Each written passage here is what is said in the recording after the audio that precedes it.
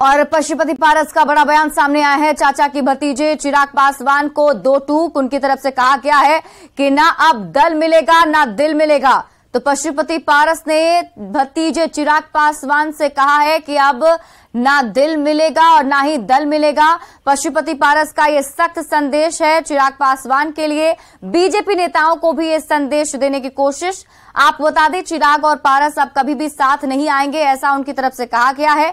चिराग पासवान के एनडीए में आने पर पशुपति पारस नहीं चाहते हैं। बीजेपी चाहती है कि वोटों का बिखराव रुके, इसलिए चिराग पासवान को शामिल करने की बात सामने आ रही थी। लेकिन अब पशुपति पारस की तरफ से बड़ा बयान दिया गया है। आपने एक बड़ी बात कही अपने स्पीच में कि आपका खून और चिराग का खून अलग है। क्यों कहा आपने ये बात? मैंने नहीं कहा, जिसने कहा आप उससे जाके पूछो।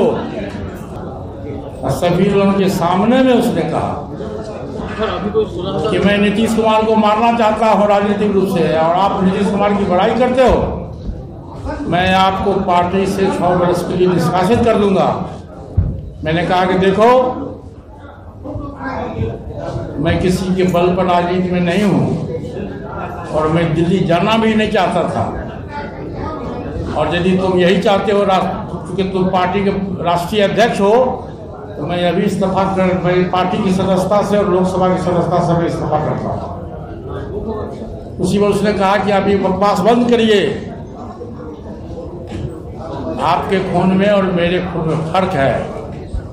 मैंने कहा ये बात यदि स्वयं किसी के पास मोबाइल होगा तो जरूर चेक क्या होगा। मैंने कहा कि देखो, ये बात तुम बोल रहे हो, कहा मैं बोल रहा हूं। मैंने कहा आज के बाद से मैं न तो तुम्हारा चाचा हूं और न तुम मेरा भतीजा। अब क्या दोबारा संबंध कभी भी? Never never never never never.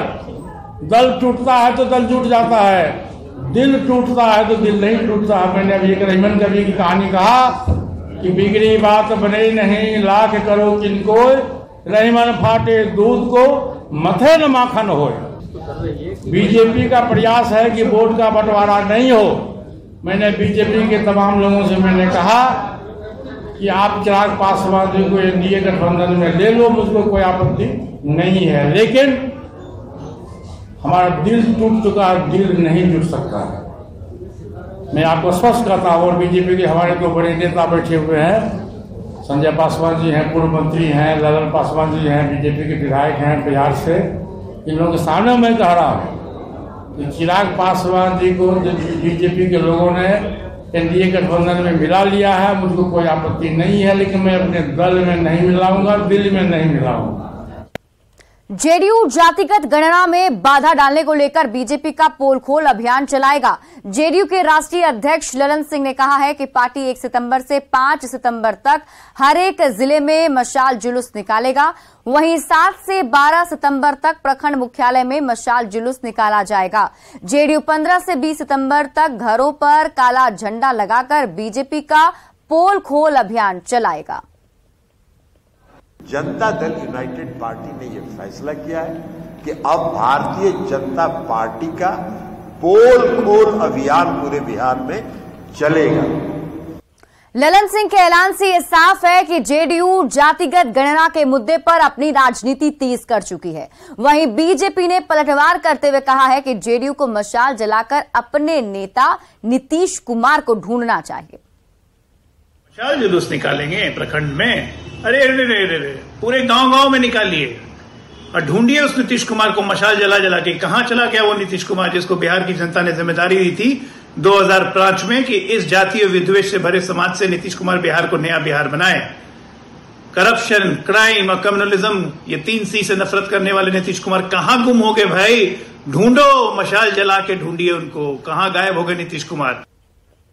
जातीय गणना को लेकर सुप्रीम कोर्ट में सॉलिसिटर जनरल के द्वारा पक्ष रखे जाने के मामले पर जेडीयू एक और बीजेपी पर आरोप लगा रही है कि बीजेपी नहीं चाहती कि जातीय गणना हो। तो वहीं इस आरोप पर बीजेपी के प्रदेश अध्यक्ष सम्राट चौधरी ने जेडीयू को चुनौती देते हुए कहा है कि जेडीयू वो कागज दिखाए जिसकी वजह से वो बीजेपी पर आरोप लगा रही है। सम्राट चौधरी ने कहा कि जेडीयू झूठ की पार्टी है और लोगों में भ्रम फैला रही है। नीतीश कुमार की पार्टी जनता दल यूनाइटेड लगातार झूठ का सहारा ले रही है। बिहार में उनके पार्टी के लोग लगातार भ्रम फैलाने का काम कर रहे हैं। मैं चैलेंज करना चाहता हूं नीतीश कुमार की पार्टी को, हिम्मत है तो वो कागज दिखाइए जिसमें सॉलिसिटर जनरल ने विरोध किया हो। ये झूठ बोल रहे हैं। नीतीश कुमार की पार्टी झूठ की यूनिवर्सिटी है। जो झूठ बोलने वाला यूनिवर्सिटी हो वो लगातार जातीय जनगणना पर भ्रम फैलाने का काम कर रही है। प्रशांत किशोर ने सीएम नीतीश कुमार पर निशाना साधते हुए कहा है कि वे सिर्फ मुख्यमंत्री बने रहना चाहते हैं। प्रशांत किशोर ने कहा है कि वे गांव-गांव घूम रहे हैं और लोगों का रिएक्शन देख रहे हैं। बिहार के लोग उनकी चालाकी समझ गए हैं।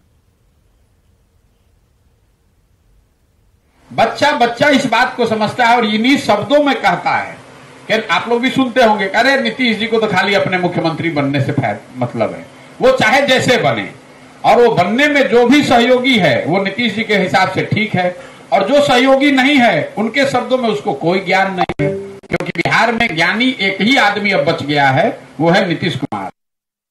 राष्ट्रीय लोक जनता दल के राष्ट्रीय अध्यक्ष उपेंद्र कुशवाहा ने बिहार में हो रहे अपराध के लिए आरजेडी पर निशाना साधा है। रोहतास के डेहरी में पार्टी के कार्यक्रम में पहुंचे उपेंद्र कुशवाहा ने कहा कि आरजेडी और अपराध एक दूसरे के पूरक हैं और जब से आरजेडी सत्ता में आई है तब से अपराधियों का मनोबल बढ़ा हुआ है। अब आरजेडी के लोग सत्ता में हैं तो कोई अंकुश अपराध करने वाले लोगों के ऊपर नहीं है, और ऐसा होना ही है क्योंकि आरजेडी और अपराध दोनों में अन्योन्याश्रय संबंध है, एक के बिना दूसरा रह ही नहीं सकता है। तो आरजेडी के लोग सरकार में हैं तो अपराध करने वाले लोगों को लगता है कि चलिए कुछ नहीं, पुलिस हमारा बिगाड़ पाएगी, अगर कुछ स्थिति वैसी होगी तो पटना से फोन आ जाएगा। इसके चलते ऐसी स्थिति हो रही है। लालू प्रसाद के गोपालगंज दौरे पर बीजेपी नेता तारकिशोर प्रसाद ने निशाना साधा है। तारकिशोर ने कहा है कि लालू प्रसाद को स्वास्थ्य कारणों से बेल मिली है, लेकिन वे लगातार दौरे कर रहे हैं। कोर्ट को खुद इस मामले पर संज्ञान लेना चाहिए। इस कारण से जमानत पर छूटकर आए श्री लालू प्रसाद जी जिस प्रकार से अपनी गतिविधि बढ़ाए हैं, तो इसे तो एक माननीय न्यायालय को संज्ञान लेना चाहिए। और जहां तक सवाल है कि श्री लालू प्रसाद जी के बिहार के भ्रमण से उसका कितना राजनीतिक नुकसान और फायदा, तो आप जान लें कि बिहार के मतदाता काफी परिपक्व हैं। बिहार तो लोकतंत्र की जननी रही है। बिहार सरकार के मंत्री जितेंद्र राय ने बिहार में बढ़ते क्राइम पर कहा है कि आंकड़े के अनुसार बिहार में क्राइम कम है। जितेंद्र राय आरजेडी ऑफिस में आयोजित जनता दरबार में शामिल हुए और कार्यकर्ताओं की समस्या को सुना। इस दौरान मंत्री ने बीजेपी पर भी निशाना साधा और कहा कि बीजेपी झूठा प्रचार करती है। राष्ट्रीय जनता दल के जनता दरबार में भीड़ इसलिए ज्यादा थी कि लोगों का